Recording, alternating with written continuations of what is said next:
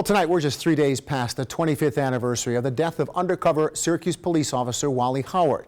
5 men are serving time in state and federal prison for the drug conspiracy and robbery that ended with Officer Howard being shot and killed during an undercover buy. It was a 16-year-old with a nickname borrowed from the Flintstones that fired that fatal shot. Robert Lawrence says he's sorry for what he did, but he claims he was just a kid. We met up with him at Auburn Correctional for this exclusive interview.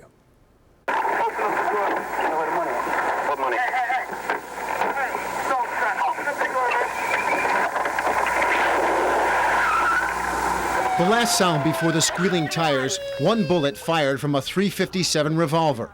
It was the weapon handed to drug dealer Robert Lawrence the morning of October 30th. A witness saw him holding the smoking gun. Powder residue on his hands confirmed it. It thrust a 16-year-old named Bam Bam into the darkest day in Syracuse police history and into life in prison. Mr. Lawrence, any last words?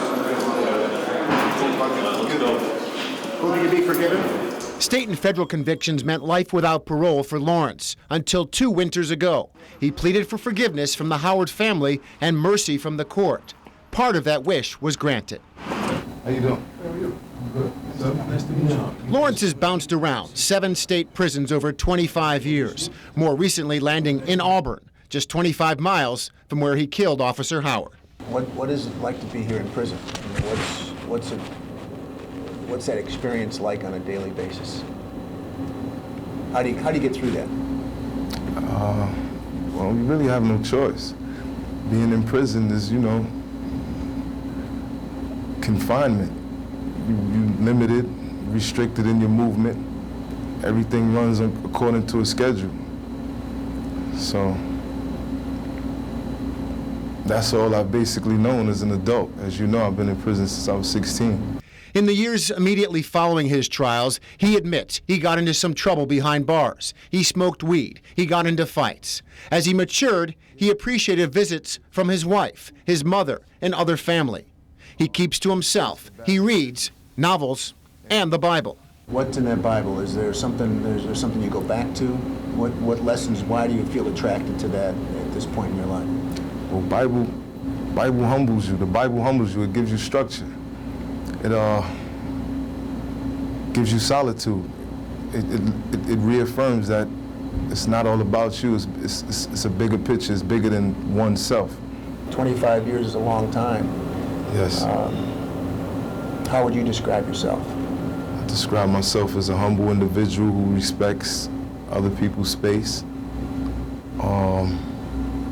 I've grown as far as just having a heart, understand, it's hard to explain, but the person who I was as opposed to who I am now, I get mad when I see people fight. So it's like an out-of-body experience to think that I had the capabilities or potential to commit a homicide.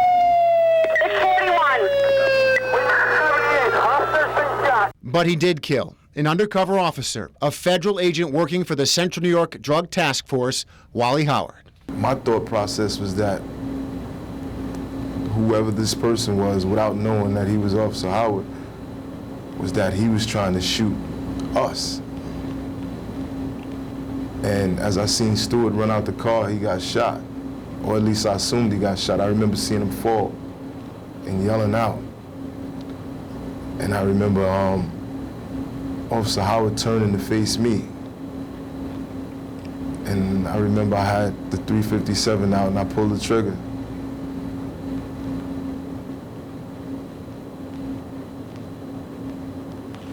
One shot? Yes. Right back here somewhere in his head, I think? That's what the evidence unfolded after the fact, but I didn't have no knowledge if I even shot him at that time. I just shot in that direction. That shot severed Officer Howard's brainstem, ending his life and ending the freedom for a 16-year-old who would bounce from prison to prison for the next 25 years. There's more to come in this exclusive interview with Robert Lawrence. Tonight on NBC3 News at 6, I asked him what he wants to say to Wally Howard's mother, Dolores Howard. It's after she told me what she would like to say to him is not fit to print. So stay tuned. More coming up on NBC3 News at 6.